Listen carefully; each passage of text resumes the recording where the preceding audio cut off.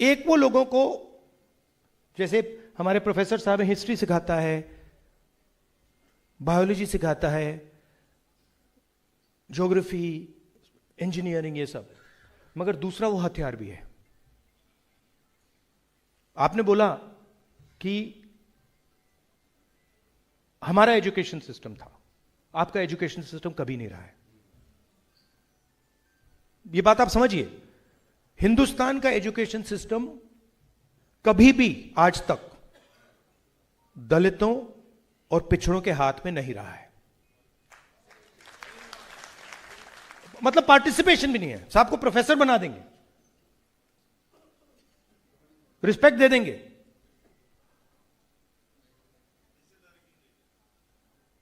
नहीं, आपका कल्चर कहां है उसमें? एजुकेशन सिस्टम में कहां लिखा है कि 3000 सालों के लिए इस देश में दलितों को अछूत कहा गया? एक लाइन लिखी है, मैंने पढ़ी थी, मैं जब स्कूल में था, एक लाइन थी वहां पे, अनटचेबिलिटी, एक लाइन। अगर आपका सिस्टम होता, 15-20 किताबें होती उस पे।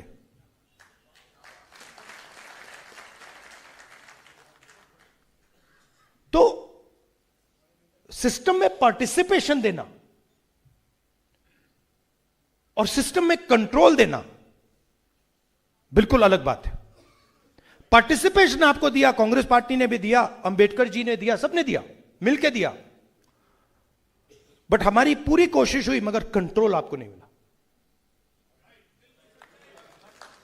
और जब तक आपको कंट्रोल नहीं मिलेगा, पार्शियल कंट्रोल, टोटल कंट्रोल नहीं, मैं ये नहीं कह रहा हूं कि 100% कंट्रोल, आज तो 0% है, 00 नेगेटिव चल रहा है आजकल।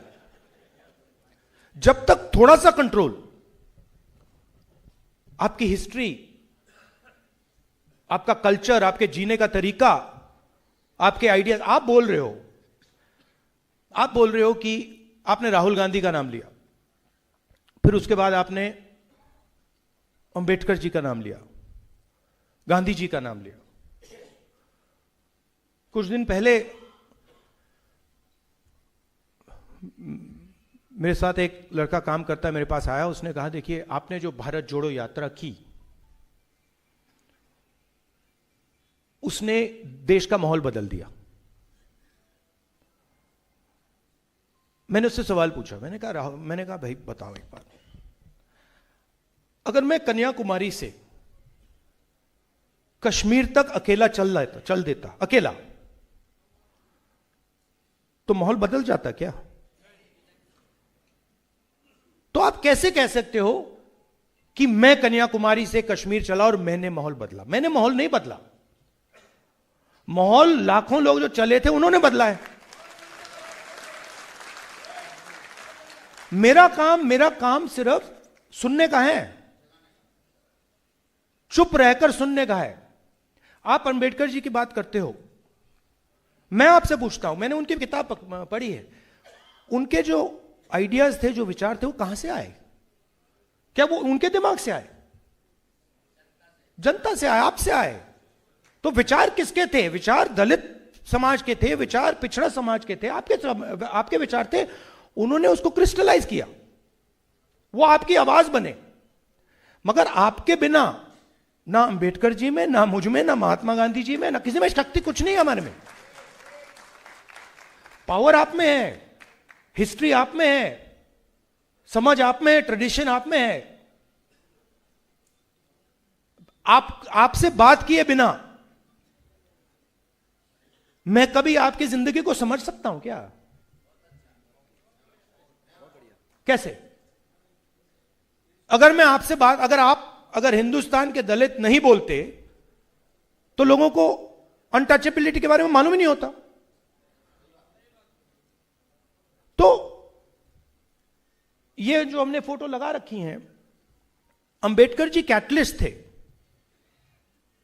अंबेडकर जी ने, हम कह सकते हैं, आपकी सोच को रिफाइन किया, आपकी सोच को शेप किया, मगर शक्ति और सोच आपकी थी, हिस्ट्री आपकी थी, दर्द आपका था। तो मेरा कहना है कि मेरे सामने इस भीड़ में 600 अंबेडकर बैठे हुए हैं।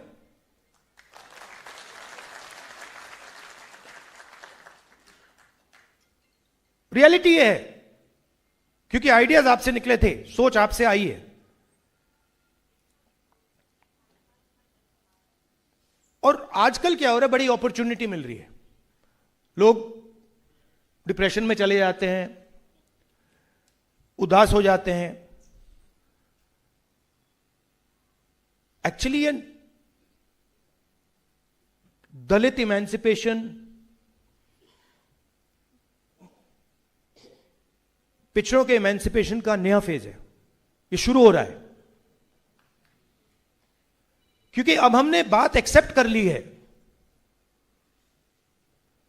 कि जो पिछला फेज था जिसके बारे में आपने बात की, वो खत्म हो गया है। उसमें अब दलितों के लिए, पिछड़ों के लिए अपॉर्चुनिटी है ही नहीं, रास्ता बंद है। और हम कितनी भी कोशिश करें,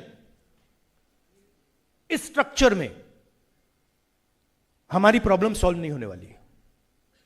यह स्ट्रक्चर अब बीजेपी ने, आरएसएस ने टोटली कैप्चर कर दिया है।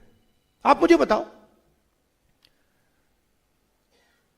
मेन स्ट्रीम मीडिया को देखते हैं आप, यहां दलित इन्फ्लुएंसर्स हो, आप मुझे नाम बताओ। टॉक शोज होते हैं, मैं तो देखता भी नहीं हूं, टॉक शोज होते हैं, आप मुझे एंकर्स में एक दलित नाम बता दो। एक दलित, एक मुसलमान, एक पिछड़े वर्ग का, एक आदिवासी एंकर मुझे बता दो। जीरो। उनकी बातचीत चल रही है, पूरा फ्रेमवर्क चल रहा है उनका, बट 90% में से कोई है ही नहीं उसमें। कॉर्पोरेट इंडिया की बात करते हैं, आप लोग जीएसटी देते हो, आप जितनी जीएसटी आप देते हो उतनी अदानी देता है। प्रोफेसर साहब ने कहा कि मैं जैकेट पहना हूं, अगर यही जैकेट अदानी खरीदता तो जितनी जीएसटी आपने दी उतनी वही देता।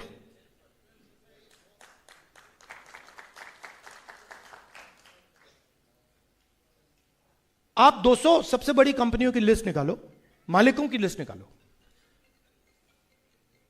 और मुझे बता दो उसमें दलित कौन है।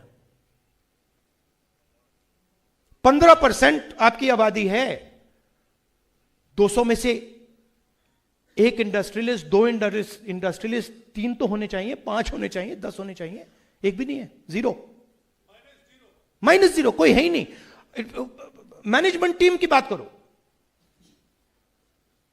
वहां नहीं मिलेंगे आपको।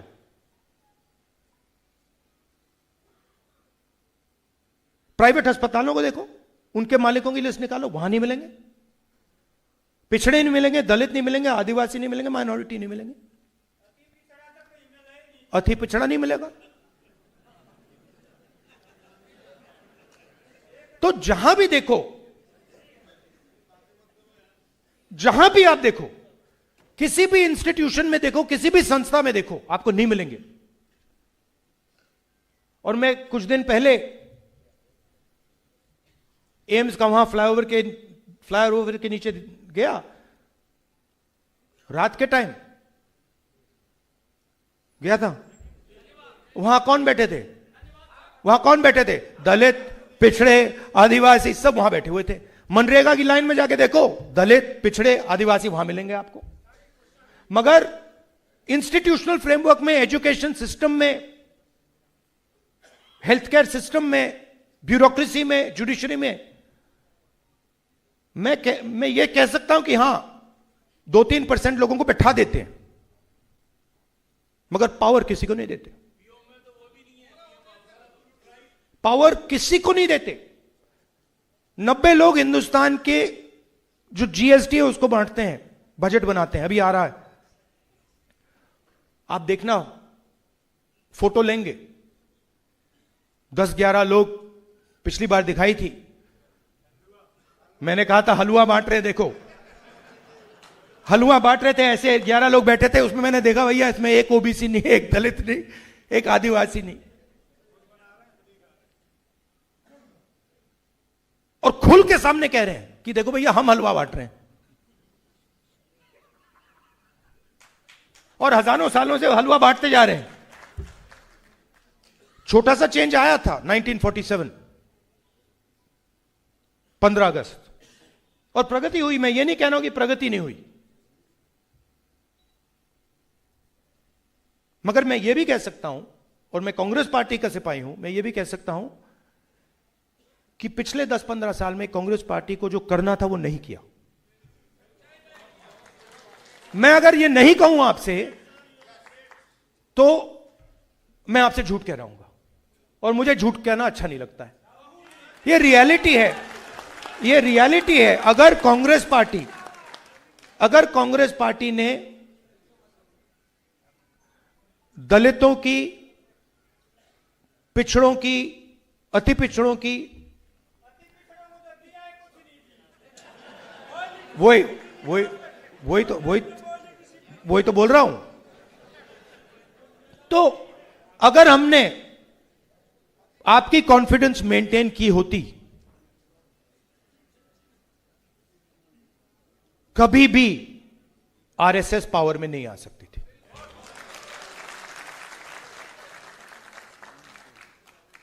मैं ये कह सकता हूं कि जो आपने बात बोली, इंदिरा गांधी जी के टाइम फुल कॉन्फिडेंस मेंटेन थी। दलित, आदिवासी, माइनॉरिटी, अति पिछड़ा, ये सब जानते थे कि इंदिरा गांधी जी लड़ जाएंगी, मर जाएंगी उनके लिए। बट 1990s के बाद कमी आई थी, वो तो मुझे दिख रहा है। अब नाम तो नहीं लेंगे, बट ये रियलिटी है, और इस रियलिटी को कांग्रेस पार्टी को एक्सेप्ट करना पड़ेगा।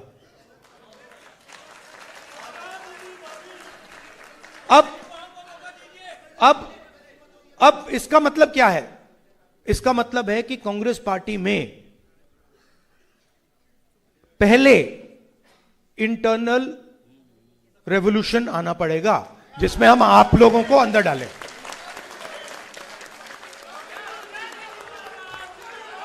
और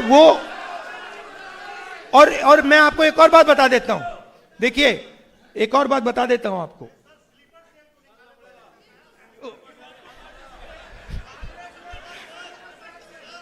देखिए, एक सेकंड बोलने दीजिए। देखिए, सुनिए, मैं आपको एक और चीज बहुत जरूरी बताना चाहता हूं कि मैंने पहले आपको बोला कि अंबेडकर जी आपकी आवाज थे, जो आपके दिल में था, जो आपका दर्द था। आपने कहा, उनके बच्चों के बारे में कहा कि उनके बच्चों की डेथ हो गई। उन्होंने अपने लक्ष्य को छोड़कर अपनी आवाज को वो नहीं सुने, अपने परिवार की उन्होंने आवाज नहीं सुनी, और आपके समाज की आवाज उन्होंने सुनी। इसलिए यहां हमने फोटो लगा रखी।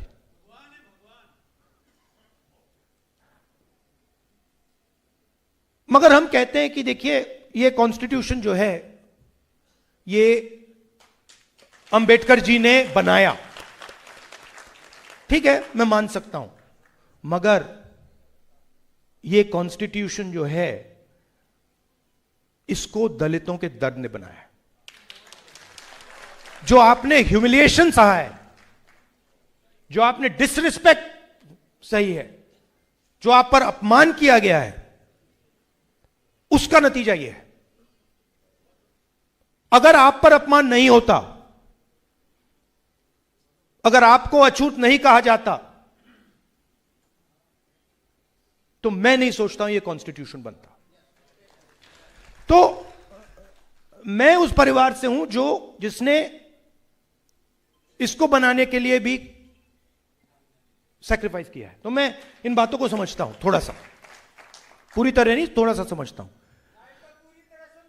भाई प्लीज डिस्टर्ब मत कीजिए बार बार आप, प्लीज। पूरी तरीके से तो सिर्फ मोदी जी समझते हैं चीजों को। तो इसमें आपका दर्द है, आपका ह्यूमिलिएशन है, आपकी हिस्ट्री है, इसके अंदर है। इसका मतलब यह है कि यह मेरे लिए पवित्र चीज है। और मैं जानता हूं ये कितना भी बोल लें ये आरएसएस वाले, मैं जानता हूं कि इस देश का जो फाउंडेशन है, जो इस देश की नींव है, वो आप लोग हो।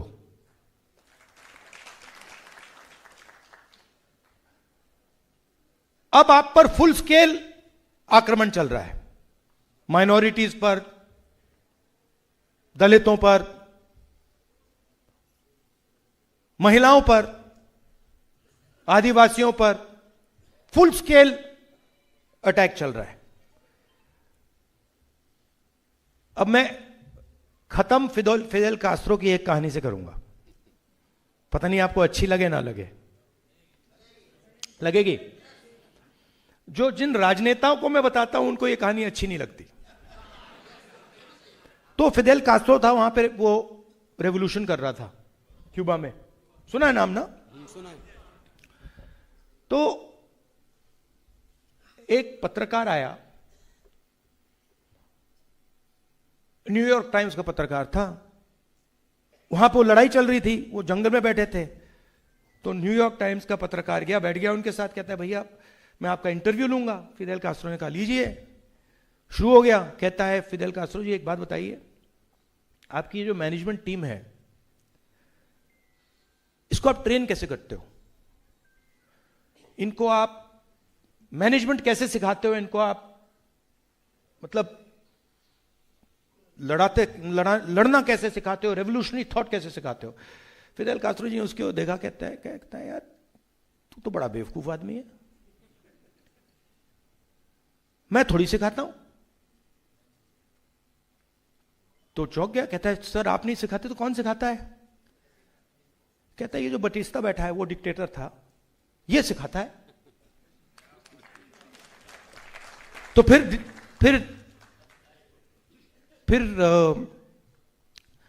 जर्नलिस्ट ने पूछा सर आप क्या बात बोल रहे हो?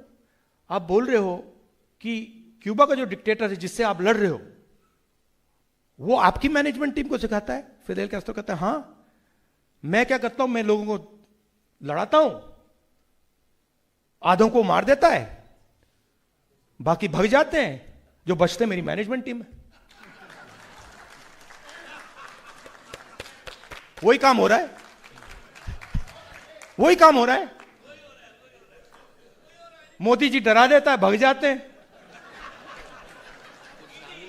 ईडी सीबीआई भाग जाते हैं। मैं कहता हूं भागो भैया, मुझे नहीं चाहिए, जाओ महल बचाओ, जान बचाओ अपनी, मुझे कोई फर्क नहीं पड़ता, मुझे तो अपनी मैनेजमेंट टीम चाहिए। तो अच्छा जब मैं ये कांग्रेस के राजनेताओं को कहता हूं उनको बात अच्छी नहीं लगती, कहते यार तो मैं ट्रेनिंग थोड़ी देता हूं, हम लोग ट्रेनिंग थोड़ी देते हैं, मोदी जी ट्रेनिंग दे रहे हैं, वो हमारी मदद कर रहे हैं। सफाई कांग्रेस पार्टी की हम नहीं कर सकते, सफाई कांग्रेस पार्टी की मोदी कर सकता है।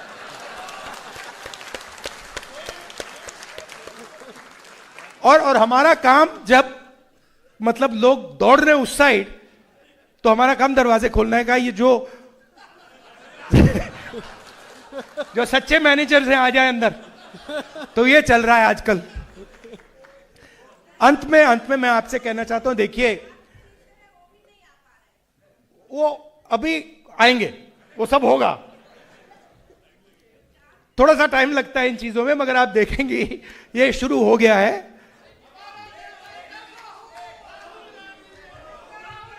और लड़ाई विचारधारा की, देखिए जब मैं आपको क्लियरली बता देता हूं जब केजरीवाल जी आए, शुरुआत में ही मैंने इनको थोड़ा देखा, ऑब्जर्व किया। ये जितना मोदी जी एंटी रिजर्वेशन है, जितना मोदी जी एंटी दलित हैं, उतना ही ये है। ठीक है, ये शायद ज्यादा, थोड़े मोदी जी से ज्यादा सोफिस्टिकेटेड है, वो हो सकता है। ये जो भी कोई सुनना चाहता है, देखिए मैंने यहां आके बोला आपसे कि देखो, कांग्रेस पार्टी ने जो जिस प्रकार से आपकी इंटरेस्ट प्रोटेक्ट करनी थी, नहीं की। इस स्टेटमेंट से मेरा नुकसान हो सकता है। मीडिया कहेगी कि राहुल गांधी कह रहा है, मगर मुझे कोई फर्क नहीं पड़ता, क्योंकि रियलिटी है। तो जो विचारधारा की लड़ाई लड़ता है, जैसे अंबेडकर जी हैं, गांधी जी हैं, नेहरू जी हैं, हमें सच में इंटरेस्ट है और हमें आपके साथ रिश्ता बनाना है, दोस्ती करनी है, कि आपको लगे कि अगर हम कुछ बोलें या अगर हमारे दिल में कुछ है, दर्द है, इरिटेशन है, ह्यूमिलिएशन है, जो भी है, हम उस आदमी को जाके बोल सकते हैं। वो उस बात को सुनता है, समझता है और उसके बारे में कुछ करने की कोशिश करता है। बस ये चाहिए। तो ये एक पहली मीटिंग है, ये प्रोसेस है। आपको देखना है कि राहुल गांधी सचमुच में, मेरे भाषण को एक्सेप्ट नहीं करो आप मेरे भाषण को डाउट करो और फिर आपको मुझे देखते जाओ, 1 महीना, 2 महीना, 3 महीना, 6 महीना, 8 महीना, 10 महीना, और फिर आप देखो कि यह आदमी सचमुच में हमारे इंटरेस्ट में काम कर रहा है या ऐसी आलतू फालतू बातें कर रहा है। बट मैं आपको बता रहा हूं, आपको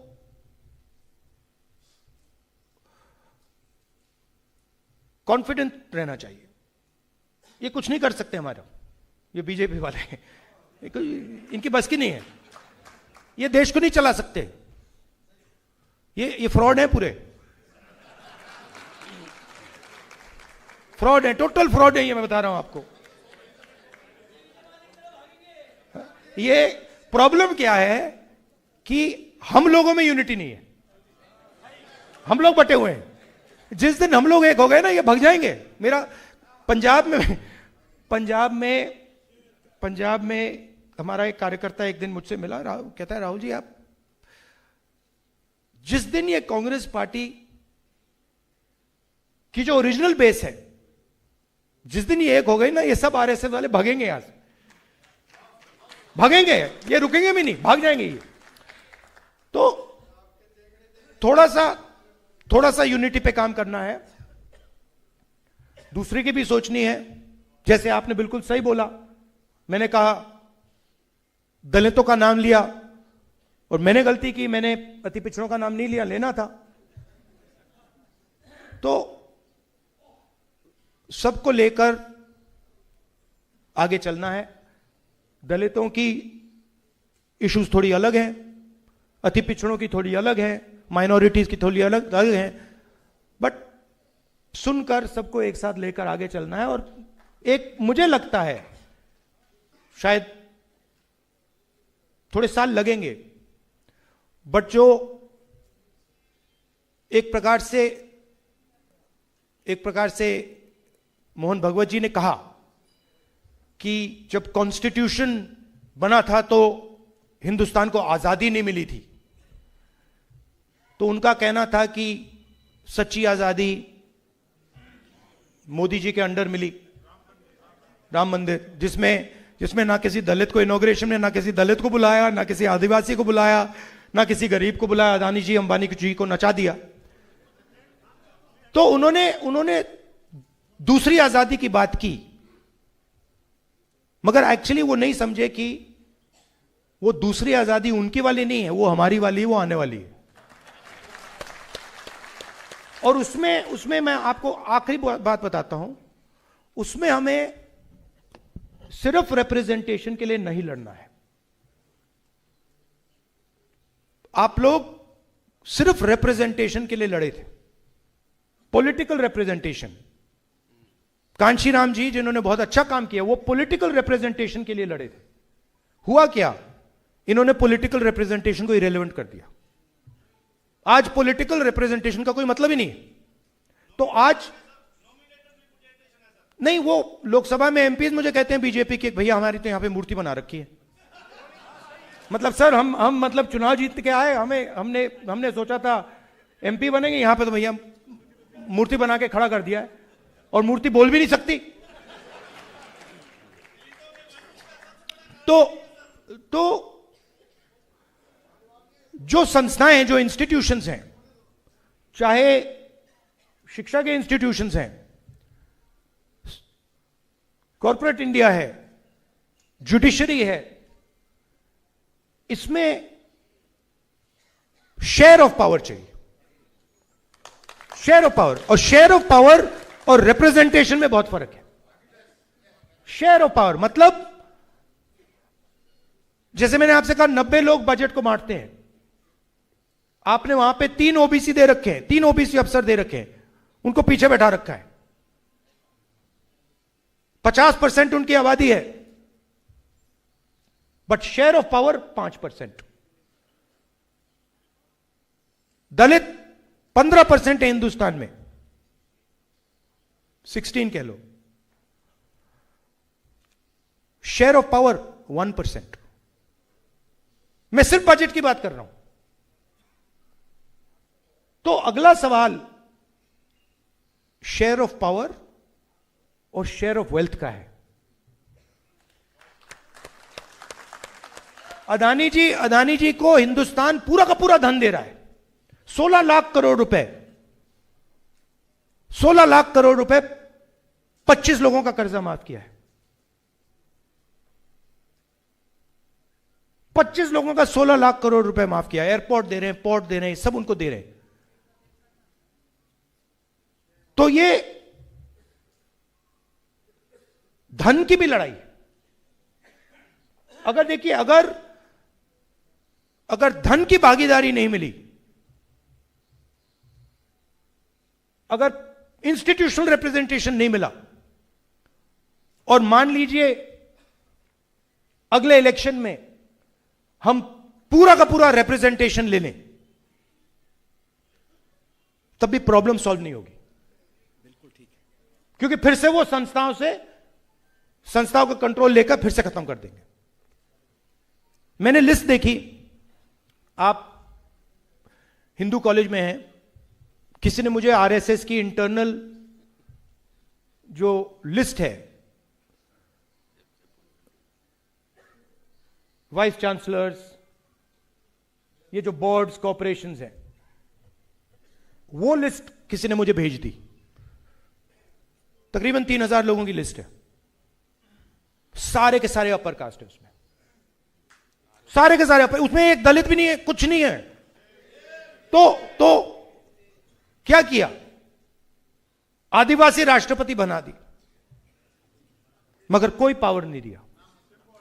दलित राष्ट्रपति बनाए, कोई पावर नहीं, सिंबॉलिक, जैसे मंदिर में मूर्ति डालते हैं ना, वैसे ये हो रहा है हिंदुस्तान में। तो लड़ाई क्लियर है। आपने मुझे समय दिया, इतनी अच्छी तरह आपने मेरी बात सुनी।